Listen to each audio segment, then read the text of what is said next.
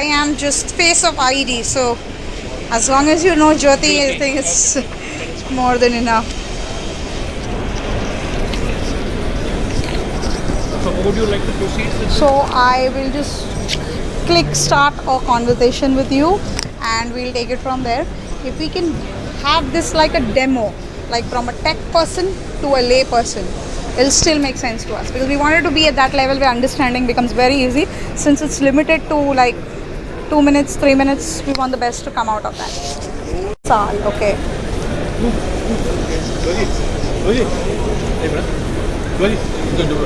So right here, I'm at Schmersal and I have caught, I think I should say, something interesting has caught my attention rather than vice versa. So I want to understand what this is, and probably I have managed to get Mr. Bhosale who's going to help me understand what it is. For now, I'm very interested in knowing what that robo inside is doing. So if Deepak, you can join me in to understand what that robo is doing, and let's go ahead. This stopped doing whatever it was doing. I don't know why it has stopped. Mr. Bhosale, can you throw light on this?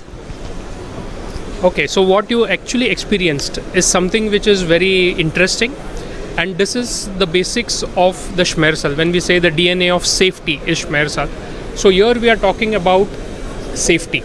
You know, when we were outside there, this robot was working. Correct. So in industries, this is now one of the most places where the accidents occur. So how do you take care of safety for this? So normally a cell is designed. So we designed a cell and we ensured that whenever Lavinia comes inside, it should stop. Oh, that's how it works. Yeah.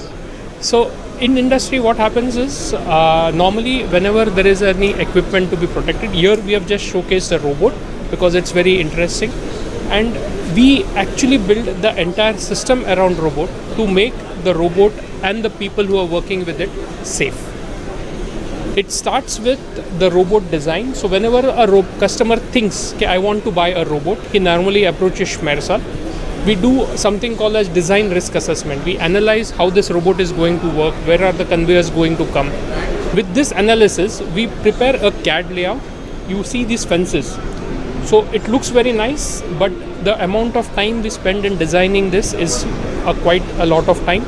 We give it to customers. I came in also because it looks very nice. Yes, and it's nice because these are safety fences. These are not normally fabricated fences, and there is a uniqueness in that about the impact strength, about the size of this mesh and the weldings of this. If you see, it's very uniform. Just to give you a rough thing, to build this type of cell, it takes maybe 1 day for a customer, a local fabricated fence. But with this modular fence, safety fence from Schmersal, it takes about an hour. Oh, okay. Once this fence is installed, actually when you came in, the robot stopped working because you sensed the light curtain. So this is a safety light curtain, which when interrupted ensures that the process is stopped. This is just one of the devices. The other devices you can see on the fences, these are safety interlocks which are used along with the safety fence. Okay. Pretty interesting, I must say, Mr. Bhosale.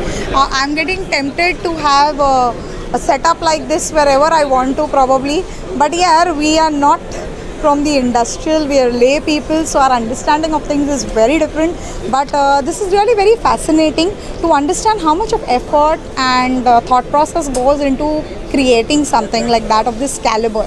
So now that you brought this quality to automation, what is it that you are expecting back from Automation Expo 2022, and to what level is your expectation being fulfilled in the first 2 days? See, it is very natural when you design something which is a complete solution, you expect it to be adopted by the industry, because here we are talking about saving human lives. True. Science has not yet progressed. If a finger is cut, you can replace it. So we expect in the automation fair that more and more users, more and more designers of the safety field, they are here. We are able to show them this. This is an opportunity to show us live. So the good part is we have seen a lot of important visitors who have visited us today on the stalls, And it's a nice thing that we have been able to interact with them, standing inside the cell, doing a live demonstration. Along with this, if you see on the screen, we have the Industry 4.0. Everyone has been talking about Industry Yes. 4.0, and I think I am just getting educated saying Industry 4.0. I would have never known about this if it was not for automation, so I owe this to the team myself. So, sir, throw some light on that. So basically what happens is, in the traditional Indian setup, all these sensors are monitored and they are there locally. But what about taking this data and having it at a remote location? I'll just give you an example. Now this is a robot. There is a simple door. You operate the door when you have to do a loading or the unloading on the job. So maybe you do it 3 times a day or 4 times a day when the loading and. But suppose if someone is opening that door very frequently, this is where this comes into play. Okay. So you can map this door has to be opened 5 times a day, and if it is getting opening 10 times a day, 15 times a day, you can map it there, you can know it there, and you can take an action before an incident happens or before a mishap happens. So this is the power of having the data to a central location and taking it on cloud, where it can be monitored by the relevant responsible people in the plant. True, very true. I agree with you. And we are talking about safety here as the end product. Finally, we're talking about safety. Safety is priceless. I don't think we can put a price tag on that. But yes, people will certainly understand what prices are, and what is it that they will have to shell out to adapt to something like that. And I'm sure the gentleman has taken care of everything, because now that he's at a platform like this, he's all set and geared up to give the best, take home the best at the best price as well. Yeah. You agree with me? I think I made the right statement.